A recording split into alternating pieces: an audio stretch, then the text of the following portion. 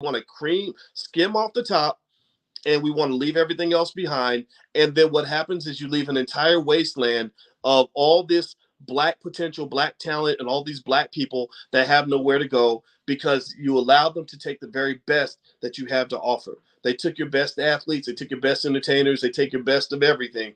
And then when you're done, when you're worthless, then University of Texas will drop that Negro off, the Negro who was playing football for them or whatever. They will drop him off back at the hood, back with his mama, and he's sitting, next thing you know, 10 years later, he's sitting on the corner with a liquor bottle in his hand with 8 babies mamas talking about how he used to be quarterback at the University of Texas. That's kind of that's pretty much how that system works. So anyway, paradigm two is what Dr. Anderson refers to as vertical integration. So we're going to talk about vertical integration, and he also talks a little bit about the hair care industry in a second. So page 51 of Powernomics, powernomics.com. That's Dr. Claude Anderson's website. I encourage everybody to get his books.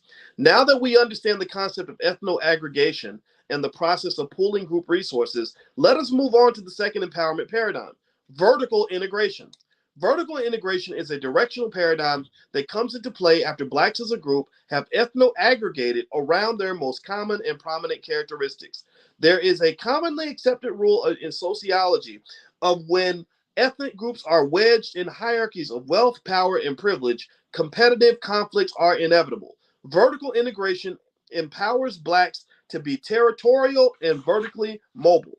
It places black self-interest first and propels blacks in an upward economic direction because that is where this nation's wealth and power are localized. Wealth, income, businesses, privileges, and resource powers are fixed in parallel, with whiteness at the top of the resource ladder and blackness at the bottom. Wealth and power resources are continuously and disproportionately distributed to those at the top first. These resources circulate horizontally among members of the white in-group before portions of the wealth and power trickle down to blacks and other outgroups at the lower levels. On the bottom level, black Americans get what those above either did not want or did not need. Either way, the result is the same. It is always too little, too late. However, we have a choice. We can continue to wait, hoping for those at the top to have a change of heart and share some of this nation's vast fortune, but that is against the grain of history and not likely to occur. Our best remaining option is to implement a national plan with strategies for moving up the nation's pecking order and compete for wealth and power at resources at every level. Let's go back to the secret when you talk about wealth. And let me summarize a lot of what Dr. Anderson's talking about here. I'm going to summarize with one of the lessons in the book, Rich Dad, Poor Dad. So in the book, Rich Dad, Poor Dad, which I haven't read the book entirely, so I'd be lying if I read the whole thing. But I don't need to read the whole thing. I have a PhD in finance. I understand the ideas behind the book. The guy has two dads, right? And he has the poor dad, who is the dad who is actually the hardest working dad that he has. His biological dad gets up and goes to work every day, just like my dad did, and he gets a paycheck, an honest paycheck, and that's how he pays the bills and all that.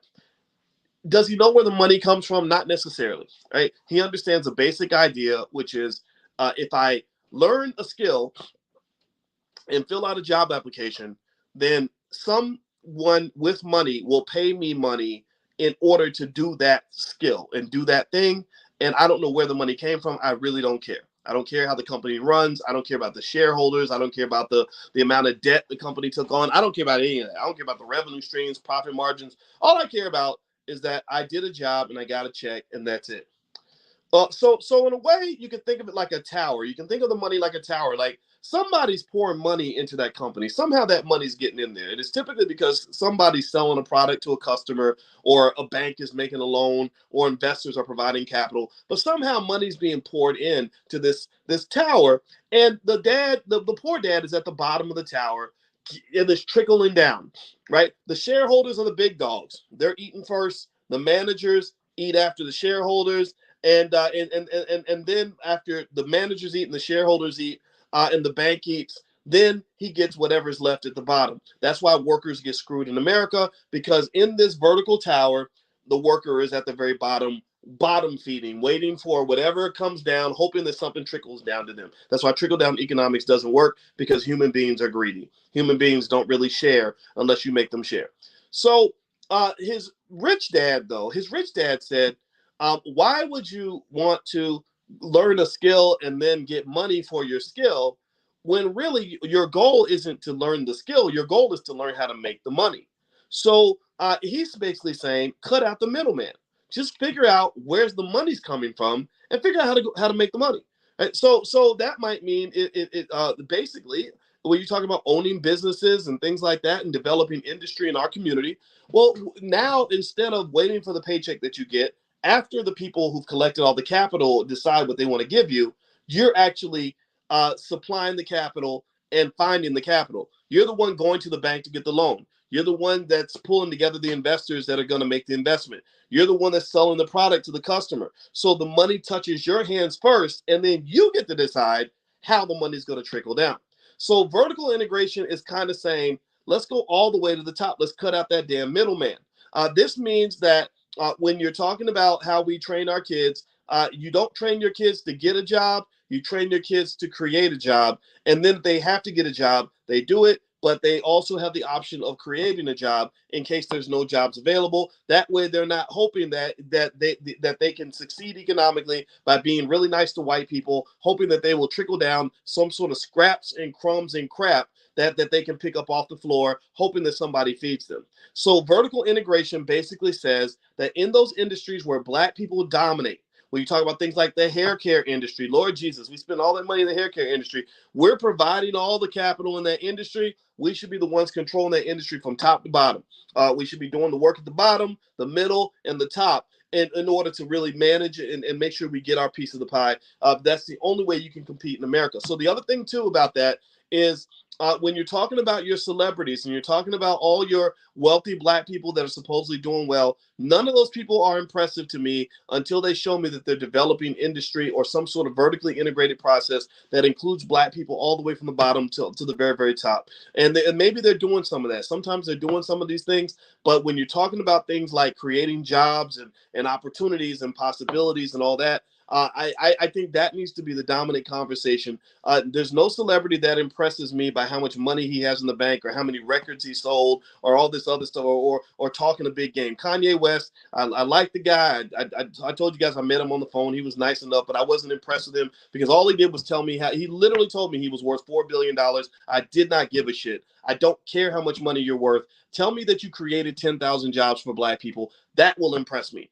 You bragging about how much money you have just means that you still have insecurities that are being filled by this outsized ego where you need everyone to celebrate you, where my job and my goal in life is to celebrate us as a people and to say, how can we all win? You can still be as great as you want to be, but my Lord, sitting up there and us celebrating this demagoguery in the community, we got to stop that. That fits in the category of inappropriate behavior. When we are sitting around worshiping people who have clearly made a point, not to say Kanye's in this category, I'm gonna pull him off the table because I don't want to be insulting, but literally you're honoring people who pretty much said that they wouldn't even pee on you if you were in 100-degree heat. These are people who literally have said, I'm better than you. I don't care about you. I don't care about your kids. I don't even like you. And you honor these people. What are you honoring? My Lord, get some self-esteem. I only honor you if you honor me back. I'm only going to support you if you support me back. If you're not supporting me and the people I care about, then you don't really matter. So really, I would say to you that when you're talking about the next generation, in terms of what Black wealth creation actually looks like, it has to be something that's built around all of us. It has to be something that's built to scale. And what I really suspect is going on. Somebody mentioned Devin Robinson here. I got to text Devin back. Devin sent me a text on my old phone. I did not hit him back. Thank you for reminding me. I'm gonna text him back. And if anybody knows Devin, tell him I'm sorry. And Devin makes me think about the fact that you have all these diamonds in the rough. You have all these amazing Black people in your community who are brilliant at the development of industry. They're great at creating jobs. They're excellent at starting businesses and LLCs and everything else. But the problem is they don't get any attention because all the attention gets soaked up by these entertainers who are pretty much worthless. But they've impressed white people, so white people put them on TV and say, these are the new Black leaders, and these are the leaders in the community, and these are the success stories. No, they're not. Those are not the success stories. The success story in the Black community that is going to pull us out of this nonsense is going to be, that black woman who starts a small business and ends up hiring 800 people, or that black man who gets together with his wife and starts an excellent business where they've got 5 dozen employees. Those are the heroes in the community. Those are the people who not only are able to create opportunities and gather resources, but those are the ones who have the high-minded level of thinking required to nation build. An employee or someone who only knows how to pick up a check, no disrespect to, I don't even want to say it like that because I don't want it to seem like being an employee is a bad thing. It's not a bad thing. We've all been employees.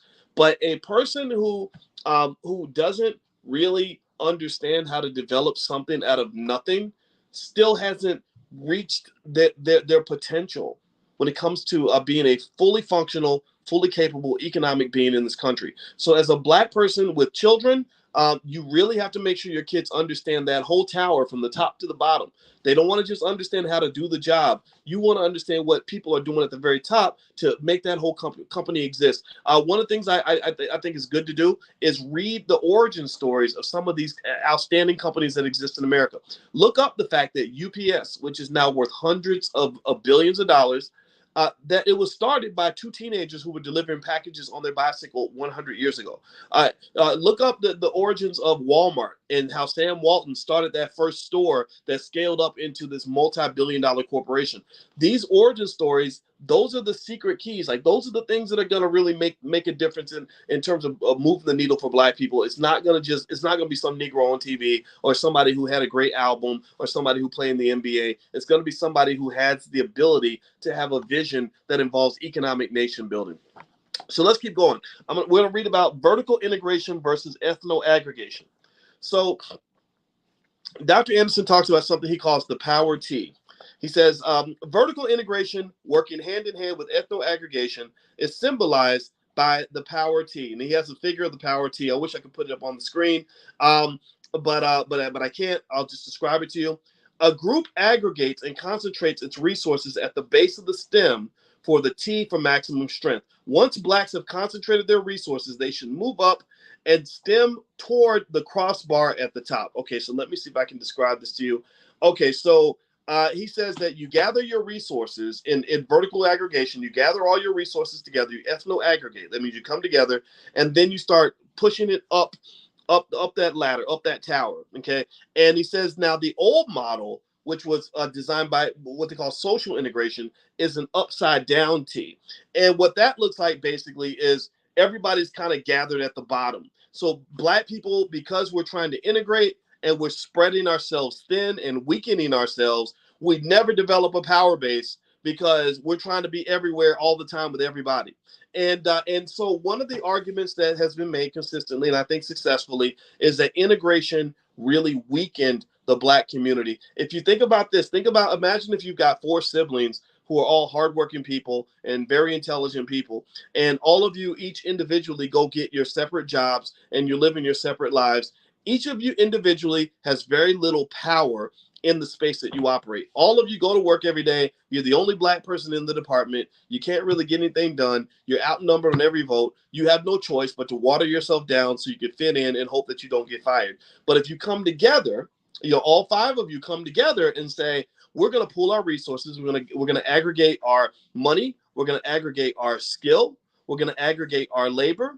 And we're also going to, because mama or daddy or somebody in the family taught us how to be high-minded enough to know how to go fill out the paperwork to start an LLC and create a business and have business meetings.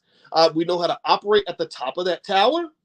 Then suddenly you've got a power base. And that flips racism on its head. You see, Dr. Anderson, one area where Dr. Anderson and I, I'm not gonna say we disagree. We don't disagree, but I have a slightly different perspective. He always says that black people don't have the ability to be racist. Right? Anybody ever heard that? Where he says that black people can't be racist because we don't have the power to create a system that separates people based on race. I completely agree with him when you're talking about America at large. Like we can't go out in this country and decide that we're going to put all the white people at the bottom. That would be almost impossible for us to do. But what I would throw in there is a little tiny nuance. And I would say, without disagreeing, but I would add this, I would say, actually, Actually, if you control the size and the scale, the scope of your environment, if you create kind of a microcosm of your environment, like a little space that's yours, you actually do have the power to be as racist as you want to be. Meaning that if you concentrate, if you come together, if 20 black people come together and say, we're running this little circle right here, this $2 million a year coming into this company is controlled by us.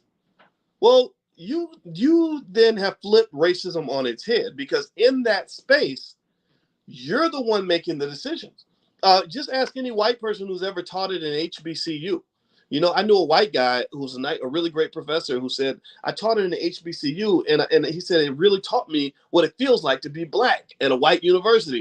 He said, because black people were always outvoting me and outnumbering me, because he was in a black space for the most part, right? So my argument is that if you want to be in a space where you have the power, then you have to aggregate. And other groups get this. That's why they have Little Havana and little, the Jewish community will say, well, the Jewish people, they own the next 5 blocks. So in these 5 blocks, if you ain't Jewish, then you are going to be treated like a second-class citizen, because these are the blocks that we control. So for you, I ask you to ask yourself, what block do we control?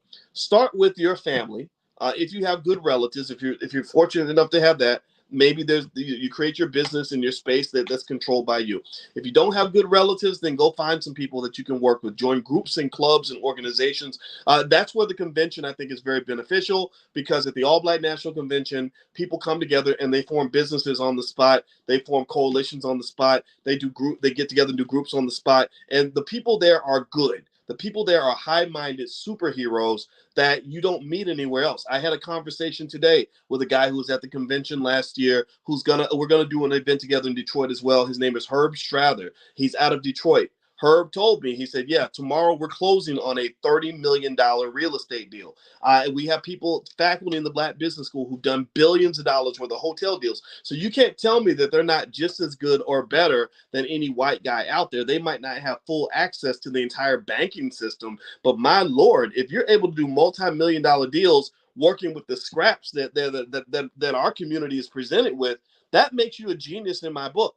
So you've got your geniuses in the community, but that ethno-aggregation allows you to formulate a capital basis so that your geniuses can really be brilliant.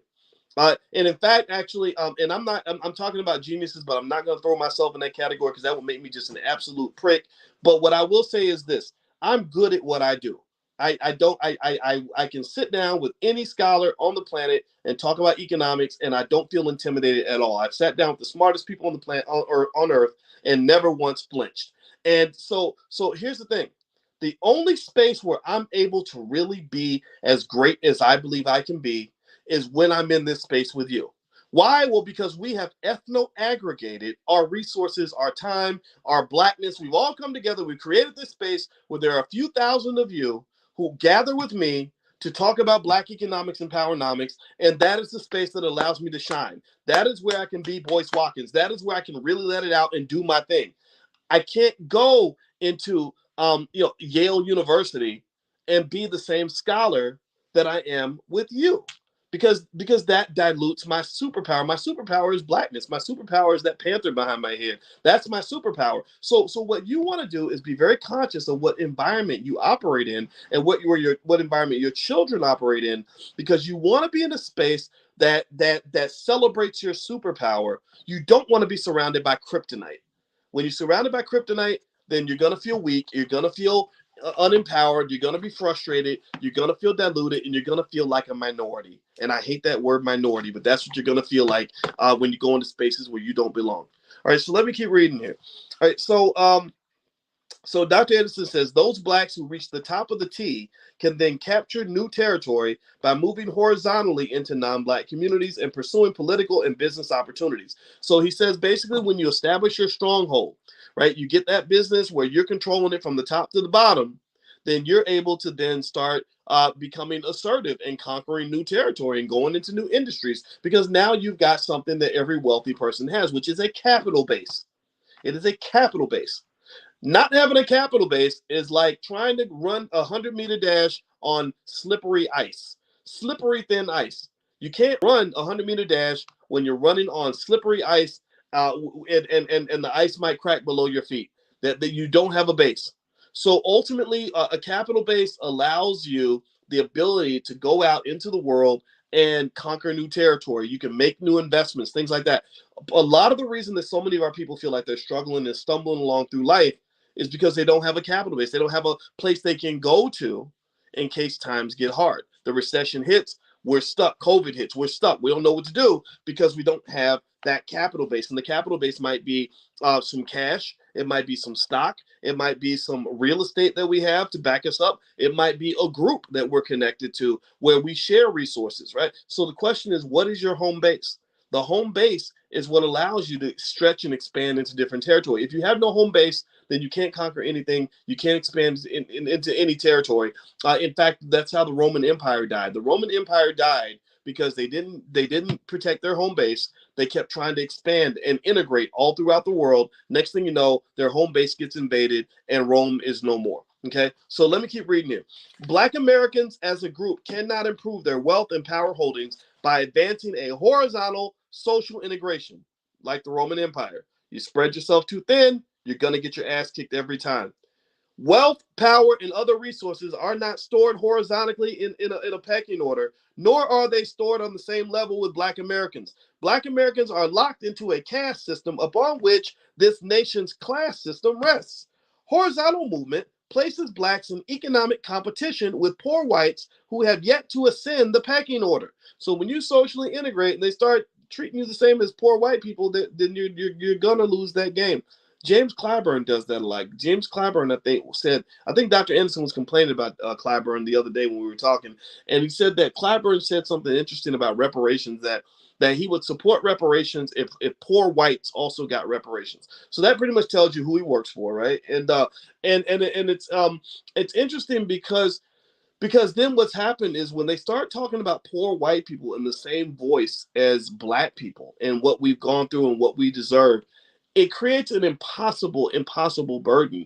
It's a lot like if you want to go outside and you're thinking that your mom is going to tell you to clean your room before you can go outside, and you're willing to do that, but then she says, "No, I want you to clean the whole entire house and the neighbor's house." Well, you're going to give up because that's too much. That's going to take too long, right? So I remember feeling that same way when I met a white woman who was like a liberal white woman who said something to me when I was 19, and I talked about race and racism and economic disparities because I was just kind of discovering this stuff. And she said, "Well, no, what we need to do is stop focusing on race and get rid of poverty." And I remember thinking, I don't know how to get rid of poverty. Like, that would take forever. America is always going to have poverty. There's always going to be people who are poorer than other people. So you're telling me I got to eliminate poverty before I can even begin to address race? Don't get caught in that type of thinking. Don't let anybody trap you in that mindset. You can focus on your race first. It's okay to do that. So he says also, horizontal movement locks Blacks into competition with immigrants and other evolving minorities. Multiculturalism, cultural diversity in a colorblind society give the illusion of progress. Blacks were convinced into believing that aligning with ethnic immigrants who have been in this country less than 30 years is somehow progress for Black people. Aligning with these immigrant groups and their horizontal issues detoured Blacks. Moreover, it blurred the obligations this nation's advantaged society has to its disadvantaged Black citizens. Even now, every Black initiative is burdened with a universalism that requires them to share the fruits of their victory with other horizontal groups competing against Black America. Black Americans must not allow the vertical line of obligation between themselves and whites to be blurred. Blacks are injured by those who do not make distinctions between them and other minority groups. Equating other minority groups with Blacks demonstrates a poor understanding of history and hides the fact that Black people remain at the bottom of the pile. Horizontal movement to align Blacks with other minority or special interest groups erases Black America's special moral claim on our society and history. Although our labor built this country, we have not been properly recognized nor compensated. Worse, we have been treated as just another aggrieved minority group. We are reduced to just another political group with outstretched palms, a special interest vying for the same affirmative action programs as Eskimos and Salvadorians. We recapture our special moral claim and status by aspiring upward. So all this minority stuff and blended cross-racial coalition stuff, that just doesn't really work for us. And not only because we've had a unique experience in this country, but there's a special unique kind of hatred toward us that other people have never had to deal with. And so part of that solution is obviously political in terms of demanding that uniqueness that we deserve, but also part of it is us recognizing our uniqueness, us accepting that and just saying that's just what it is.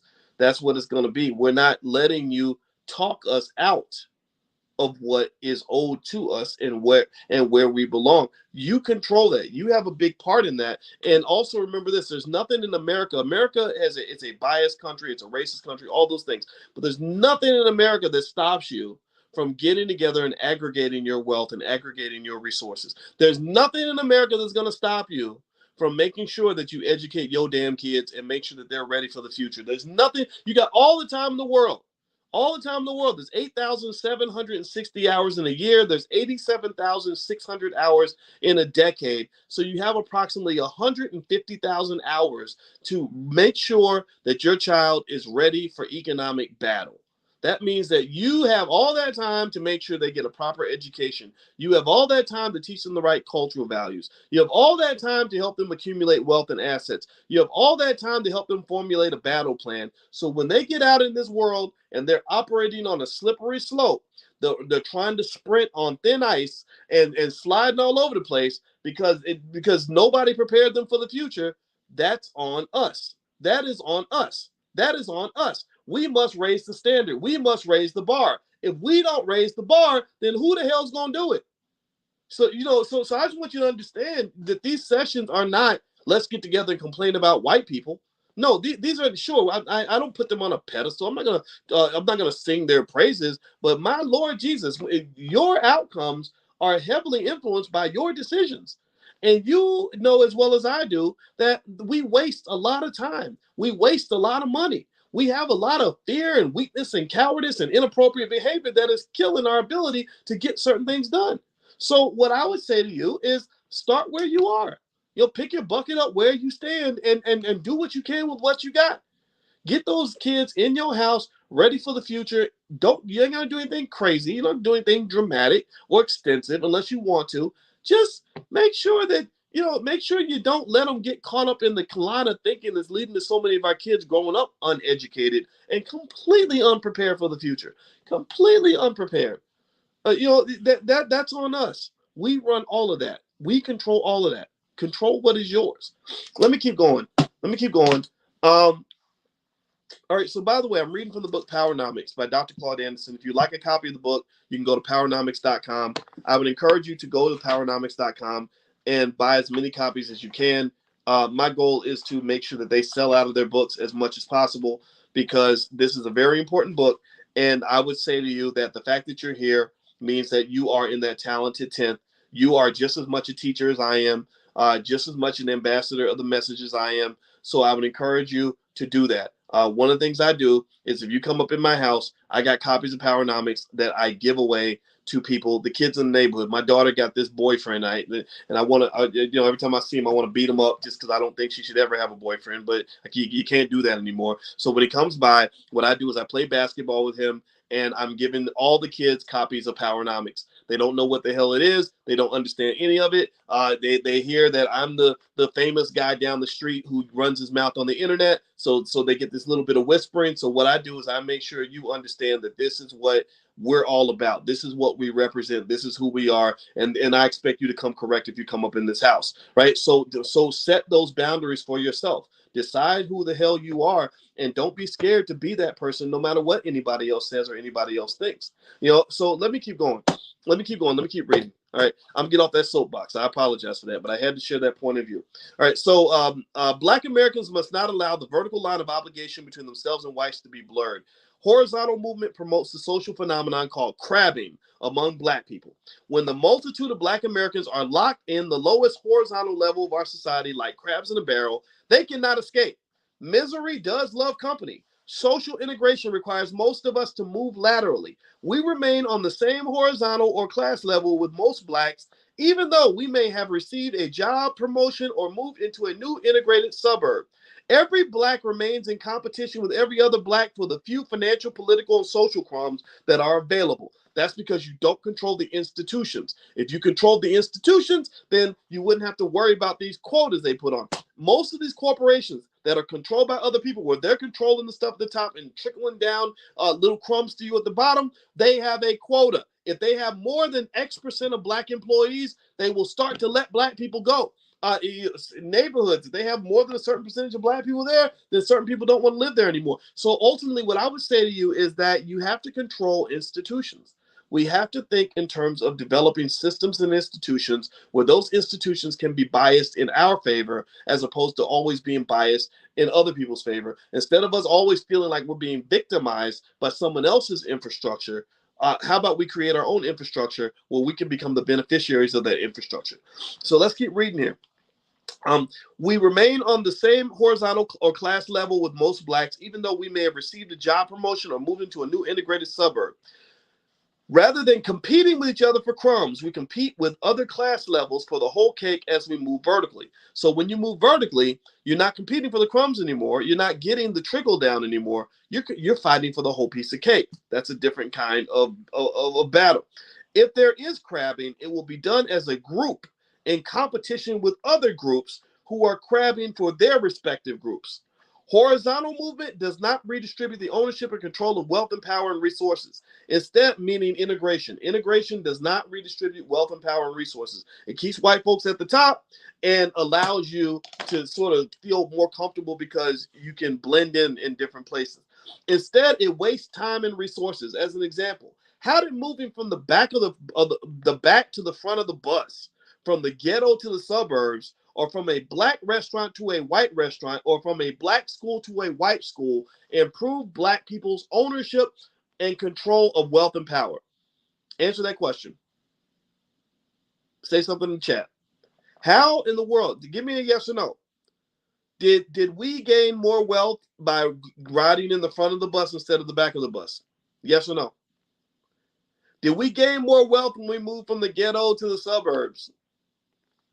Not really, because that means the property value in the ghetto dropped, but the suburbs, the property values went up because we were bidding for those houses. Do we gain wealth by being able to eat in white restaurants, or does the restaurant owner gain the wealth? Do we gain wealth from our kids going from a black school to a white school? Does that give us more control of resources? Do we control those schools? Does that change the ownership structure in this country? No, it doesn't. So what has to occur is when you're talking about racial equality and racial progress, it must come with a conversation about ownership. Ownership, ownership, ownership. Who owns this? Who controls this? If we don't own and control it, then almost nothing else matters. Ownership. Ownership is what matters in America. The people that control America are the people who own things, the people who have access to resources. Everything else is just secondary. Everything else is like, a corporation. You think of it like a garden or something. Like I think about my wife's office, and it's this beautiful space. Her office is so much nicer than mine. My office is like a dude's office. I've just got books and crap just spread out everywhere, and it doesn't, look that great because I'm just not a neat person. My wife's office is so nice. It smells really good. It's perfectly feng shuied. She's got little hypnotic ticking clocks in her office because she's a therapist, and I go in her office and I just feel this great sense of calm because she has created the most pleasant environment in her office, and I'm jealous of that. And the thing about it is that all of that's kind of created and artificially manufactured due to the fact that she controls that space. Like all that matters at the end of the day is that it's her office and she gets to decide what that office is going to look like, what it's going to smell like, what it's going to feel like.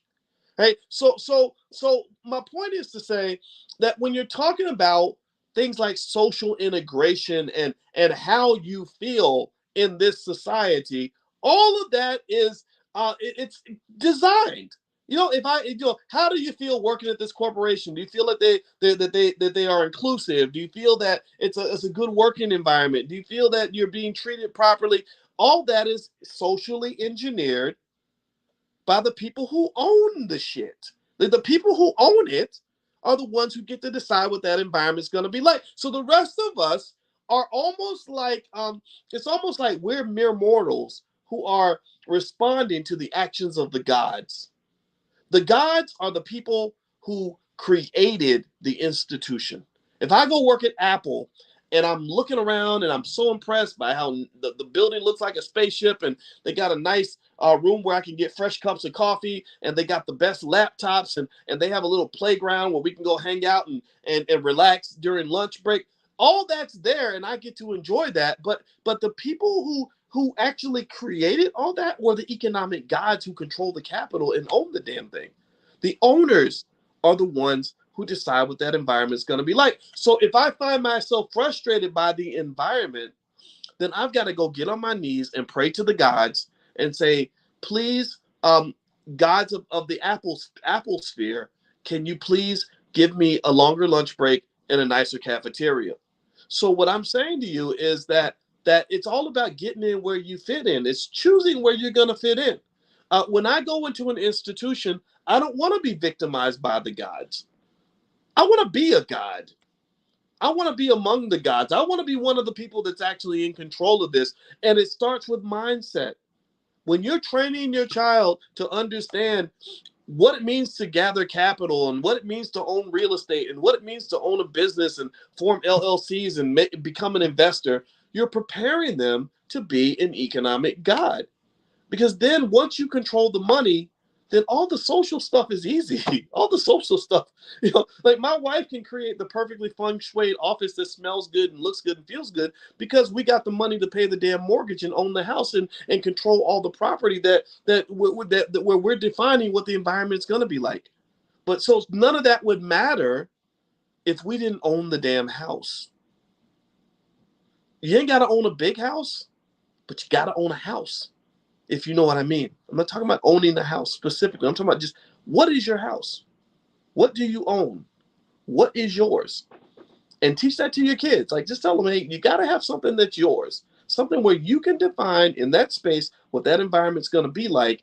That way you won't go through life constantly feeling like a victim. We are trained from birth on how to feel like victims. Like we get victim training from the time we're one. Oh, it's so hard to be black. Oh, it's black. They took away this. When you black, if you do something, they're gonna take it away from you. They're gonna make it hard for you. Well, who's gonna make it hard? Oh, the gods. The gods. And you put them on a pedestal like the Wizard of Oz because nobody gave you God training. I want our kids to get God training, to know what it means to be an economic God. And when I say that, and I hope I don't sound sacrilegious. I know some of you may be religious, and I'm not trying to offend you at all. But think about this. What can a God do? A God can manifest. They can see a vision and create what exists in their vision. So if your child has access to capital and they have the know-how to build a business, they can come up with an idea and manifest. They're not waiting. They're not saying, well, gosh, I hope one day somebody creates a company that lets me do advertising. They can create a company and do advertising. Or they don't say, gosh, I wish somebody would put a grocery store in my neighborhood. No, they would do like the Nation of Islam, where the people in the Nation of Islam they don't say, gosh, I wish somebody would build a grocery store here. They go build a grocery store. They manifest. So what I would like for you to do is understand that when you're talking about economics in America, this is a good place for us to finish today's lesson. You've got the economic gods that control the capital, and then you've got the people that are impacted by the actions of the gods. And you don't believe the myth that you have to have a bunch of money in order to be an economic god or to control and manifest in the space that you live. No, my wife does not need a lot of resources to have a little office that's hers. Right? It's not that big, but it's hers and it's her environment. Right? It's all about having the mindset to knowing how to put yourself in position where you're in control of something. That is huge for your mental health as a Black person. I can tell you that being black in this country and feeling like you have no control over anything, that is the easiest pathway to depression. Studies show that depressed people tend to be people who feel like they have no control over their environment. So if you ever want to really be depressed, convince yourself that you have no say in the outcome of your life. That will depress the hell out of you. It even works with rats. They found that rats are more depressed when they feel like they can't change their situation. So never get caught in that trap. This is a spiritual battle on every level, and that's where I want you to be prepared for. Okay. All right. So that's it for today. Next Wednesday at 8:30, we're going to get together again. I hope that this conversation was helpful to you. I hope you learned a lot. Also, I want to remind you that the convention, in about a week or so, we're going to do another short discount on convention tickets. So if you haven't bought your tickets yet, you can wait maybe about a week or so, and I will email out a discount. So just make sure you're on the email list, though. If you go to blackkeystogreatness.com or boycewatkins.com, you can maybe get my stock picks or something, and you'll be on the list, and I'll email you stuff. If you're already getting emails from me, you'll hear back on that.